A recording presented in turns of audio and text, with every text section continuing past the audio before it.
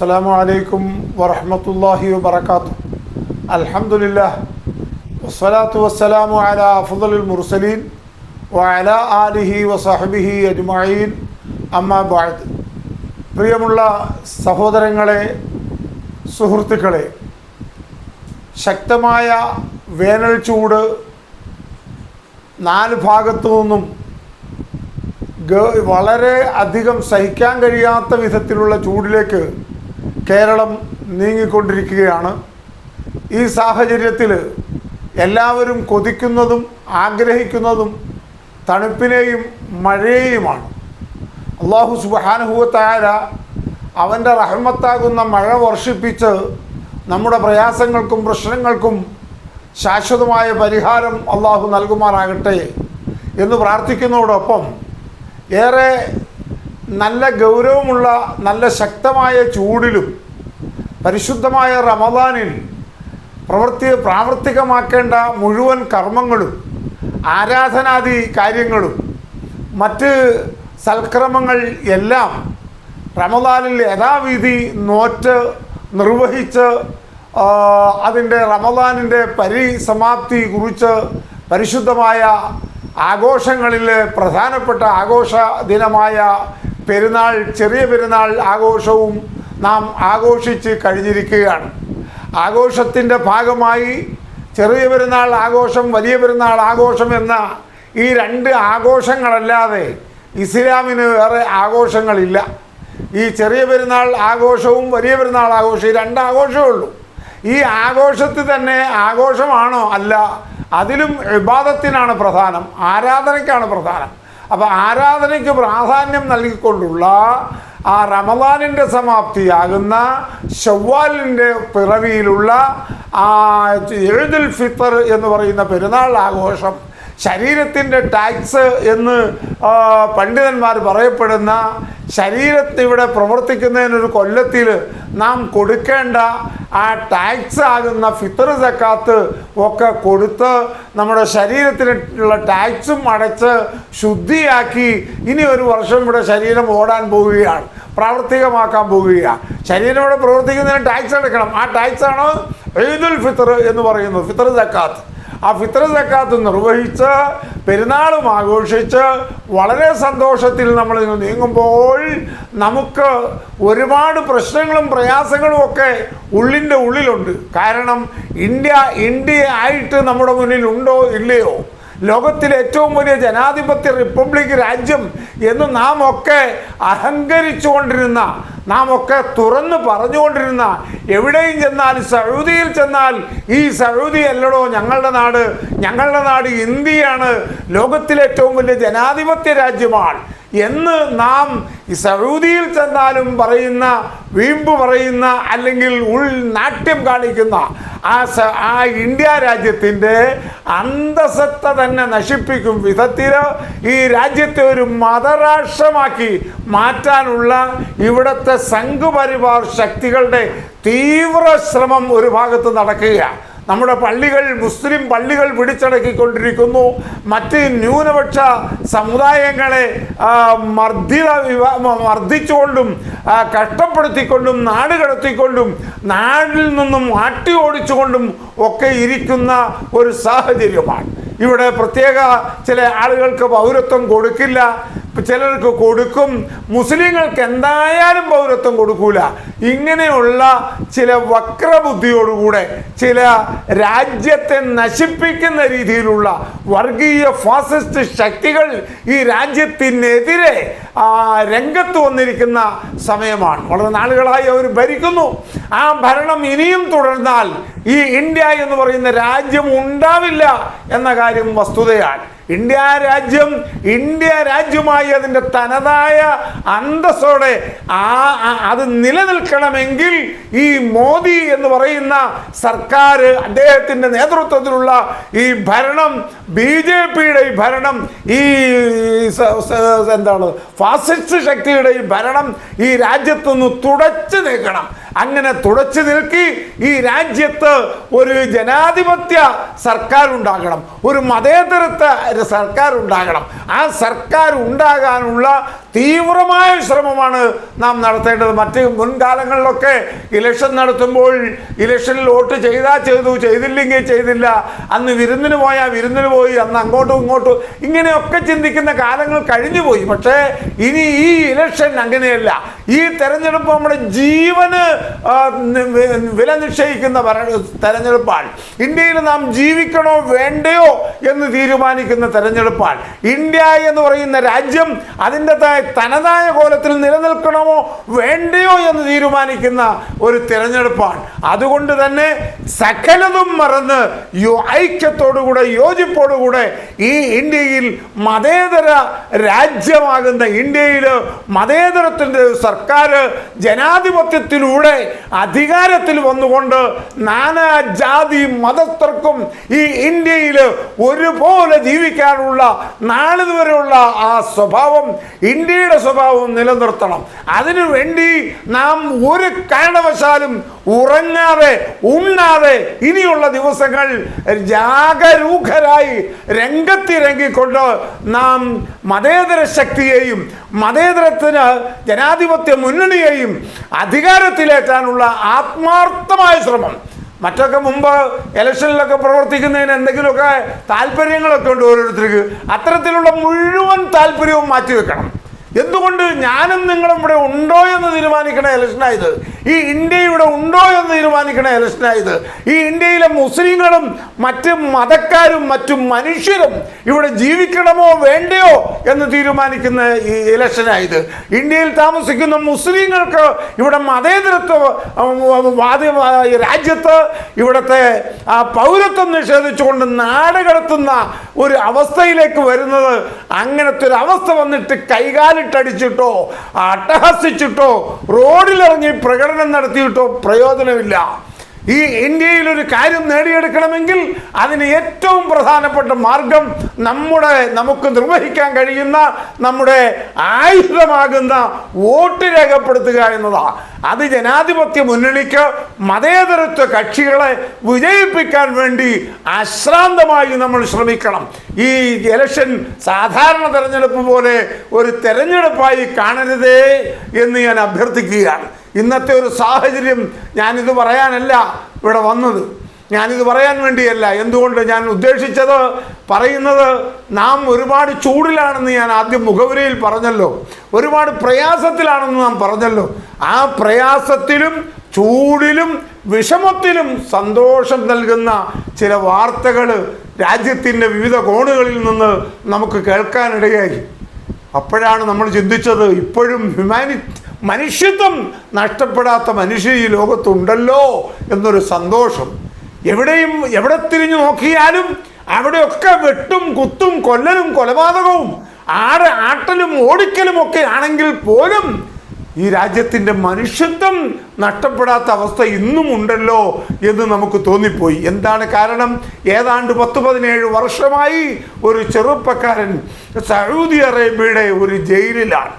അത് സൗദി അറേബ്യയുടെ ജയിലിൽ നിന്ന് മാത്രമല്ല, വിചാരണ കുറ്റക്കാരനായി തടവുകാരനായി പലരും ഈ ഇന്ത്യ രാജ്യത്ത് തന്നെ നമുക്കറിയില്ലേ, മഴുതനി എത്രയോ വർഷമാ നിർദാക്ഷിണ്യം നിഷ്ഠൂരം ക്രൂരമായി ഒരു വിചാരണയില്ലാതെ എത്ര കൊല്ലമാ ഒരു മനുഷ്യനെ ഇട്ടത്. ആസ്തികൂടമായി പിഴിഞ്ഞെടുത്ത നാരങ്ങത്തൊണ്ട് പോലെ ആയിട്ട് ശേഷമല്ലേ അദ്ദേഹത്തിന് ജാമ്യം കിട്ടിയത്. അതാ ഇന്ത്യ. അപ്പോൾ സൗദി അറേബ്യയിൽ ഒരു ചെറുപ്പക്കാരൻ നമ്മുടെ കേരളത്തിൽ നിന്ന് പോയി, കോഴിക്കോട് നിന്ന് പോയി, അവൻ്റെ വീട് രക്ഷപ്പെടാൻ വേണ്ടി, അവൻ്റെ കുടുംബം രക്ഷപ്പെടാൻ വേണ്ടി, അവൻ്റെ ഉമ്മയെ നോക്കാൻ വേണ്ടി, അവൻ്റെ കുടുംബത്തിലെ അംഗങ്ങൾക്ക് രക്ഷ കിട്ടാൻ വേണ്ടി, അവന് രക്ഷ കിട്ടാൻ വേണ്ടി, ഭൗതികമായി ഇവിടെ ജീവിക്കാനുള്ള ഒരു സമൃദ്ധി ഉണ്ടാക്കാൻ വേണ്ടി അവൻ്റെ എല്ലാം വിട്ട് അവൻ സൗദി അറേബ്യയിൽ പോയി. കാലം അവനവിടെ വെച്ചത് ഒരു കാരാഗ്രഹ ജീവിതമാണ്. കാലം അവിടെ അവന് വെച്ചത് ഒരു കാരാഗ്രഹ ജീവിതമാണ്. ഓർക്കാപ്പുറത്തൊരു കാരാഗ്രഹ ജീവിതം അവന് ലഭ്യമായി. കുറ്റം ആരുടേതാകട്ടെ, കുറ്റത്തിൻ്റെ ശരിയും തെറ്റും എവിടെയുമാകട്ടെ, അതിനെക്കുറിച്ച് നമ്മളിവിടെ വിശകലനം ചെയ്യുന്നില്ല. എന്തുകൊണ്ടെന്നാൽ അതിൻ്റെ വസ്തുത യഥാർത്ഥത്തിൽ അള്ളാഹുവിന് മാത്രം അറിയുക, അല്ലെങ്കിൽ ഈ അബ്ദുറഹീം എന്ന് പറയുന്ന ഈ ചെറുപ്പക്കാരന് മാത്രമാണ് അറിയുക, മറ്റാർക്കാ അറിയുക? അപ്പോൾ മാനസികമായി തകർന്ന, ശാരീരികമായി ദുർബലാവസ്ഥയുള്ള ഒരു കുട്ടിയോടൊന്നിച്ച് യാത്ര പോകുന്നു എന്ന് പറഞ്ഞാൽ ആ കുട്ടിയെ പരിചരിക്കലാണ് ഈ അബ്ദുറഹീമിൻ്റെ ജോലി. അവൻ സൗദി അറേബ്യയിലെ ഒരു അറബിയുടെ വീട്ടിലെ ഫാമിലി ഡ്രൈവറാണ്. ആ ഡ്രൈവറായിരിക്കുമ്പോൾ ഇവൻ്റെ പ്രധാന ജോലി തന്നെ മാനസിക വളർച്ച എത്താത്ത, ശാരീരികമായി തളർച്ച ഉള്ള, ബുദ്ധിമാന്ദ്യമുള്ള ഒരു കുട്ടിയെ അങ്ങോട്ടും ഇങ്ങോട്ടും കൊണ്ടു നടക്കലും ആ കുട്ടിയെ പരിചരിക്കലുമാണ്. അങ്ങനെ പരിചരിച്ച് കൊണ്ടു നടക്കുന്നതിനിടയിൽ ആ കുട്ടിയുടെ ചില രോഗത്തിൻ്റെ ഗൗരവം കൊണ്ടുള്ള വാശിയും ബുദ്ധിമുട്ടിക്കലും ഒക്കെ കാറിൽ വെച്ചുണ്ടാകുകയും അതിനെ തുടർന്ന് ആ കുട്ടിയുടെ ശരീരത്ത് പിടിപ്പിക്കപ്പെടുന്ന എന്തൊക്കെ ഭാഗങ്ങൾക്ക് തകരാറ് വരികയും മെഷീന് തകരാറൊക്കെ വരികയും എങ്ങനെയോ മരണം സംഭവിച്ചു. ഏതായാലും ആ മരണത്തിൽ നമ്മളൊക്കെ പോലെ തന്നെ സ്വാഭാവികമായി അത് ഈ ഡ്രൈവറുടെ കുറ്റം കൊണ്ടാണ് മരിച്ചതെന്ന് പറയുകയും അവിടെ കോടതി ശിക്ഷിക്കുകയും ചെയ്തു. അങ്ങനെ 17-18 കൊല്ലമായിട്ട് ജയിലിൽ കഴിയുകയാണ് ഈ ചെറുപ്പക്കാരൻ. ആ ചെറുപ്പക്കാരനെ ഓർത്താ ഉമ്മ കരയുക, ആ പെറ്റ മനം ഉരുകുക, പെറ്റ മനം റമദാനിൽ കരയുക, അല്ലാത്തപ്പോഴും കരയുക. എല്ലാവരോടും ചോദിക്കുന്ന എൻ്റെ അബ്ദുറഹീം വരുമോ, എൻ്റെ മോൻ തിരിച്ചു വരുമോ, എൻ്റെ മോനെ മോചിപ്പിക്കാൻ നിങ്ങൾക്ക് കഴിയുമോ, ആ സെൻട്രൽ ജയിലിൽ നിന്നും, കാരാഗ്രഹത്തിൽ നിന്ന്, സൗദി അറേബ്യയുടെ ജയിലിൽ നിന്ന് എൻ്റെ മോനൊരു ജീവിതം കിട്ടുമോ, ഒരു മോചനം കിട്ടുമോ, എൻ്റെ പൊന്നുമോൻ്റെ മുഖമൊന്ന് എനിക്ക് കാണാൻ കഴിയുമോ എന്നാണ് ഈ പെറ്റ മനസ്സ് തേടിക്കൊണ്ടിരിക്കുന്നത്. അങ്ങനെ ഇരിക്കുമ്പോഴാണ് സൗദിയുടെ പ്രഖ്യാപനം, ആ വീട്ടുകാരൻ്റെ പ്രഖ്യാപനം. എന്താണ് പ്രഖ്യാപനം? സൗദി അറേബ്യയുടെ അവിടുത്തെ നിയമാനുസരണം ആ വീട്ടുകാരൻ്റെ ശാഠ്യത്തിന് വഴങ്ങേണ്ടതൊന്നും ആ വീട്ടുകാരന് പറഞ്ഞിരിക്കുന്നത് നിയമാനുസരിച്ച് ഇയാളെ കൊന്നുകളയാനുള്ള വിധിയുണ്ട്. കൊല്ലാൻ വേണ്ടി ഡേറ്റും ഫിക്സ് ചെയ്തിരിക്കുകയാണ്. ഡേറ്റും ഫിക്സ് ചെയ്തിട്ട് ഈ വീട്ടുകാരോട് ശക്തമായി പലരും ആവശ്യപ്പെട്ടു. കുടുംബാംഗങ്ങളും KMCCയും. അങ്ങനെ എല്ലാവർക്കും എന്തെങ്കിലും പ്രശ്നം വന്നാൽ KMCC ആണല്ലോ ഉള്ളൂ. ആ KMCC ഉൾപ്പെടെ പലരും രംഗത്ത് വന്ന് പലതും പറയുകയും ഒക്കെ ചെയ്തു. സർക്കാരുമായും വീട്ടുകാരുമായും ഒക്കെ ബന്ധപ്പെട്ട് അവസാനം ആ കൊല്ലപ്പെട്ട കുട്ടിയുടെ ആ വീട്ടുകാർ ഒരു ഡിമാൻഡ് വെച്ചു. എന്താണ്? ഞങ്ങൾക്ക് ഈ അബ്ദുറഹീമിനെ മോചിപ്പിക്കുന്നതിന് മോചനദ്രവ്യമായി ഞങ്ങൾക്ക് 34 കോടി രൂപ 34 കോടി രൂപ തരികയാണെങ്കിൽ ഇവനെ മോചിപ്പിക്കുന്നതിന് ഞങ്ങൾക്ക് വിരോധമില്ല. അത് സർക്കാരുമായി സംസാരിച്ചു, സമ്മതിച്ചു. 34 കോടി രൂപ തന്നാൽ വിടുമോ? വിടാം. അങ്ങനെ ആ 34 കോടി രൂപ എവിടെ നോക്കും?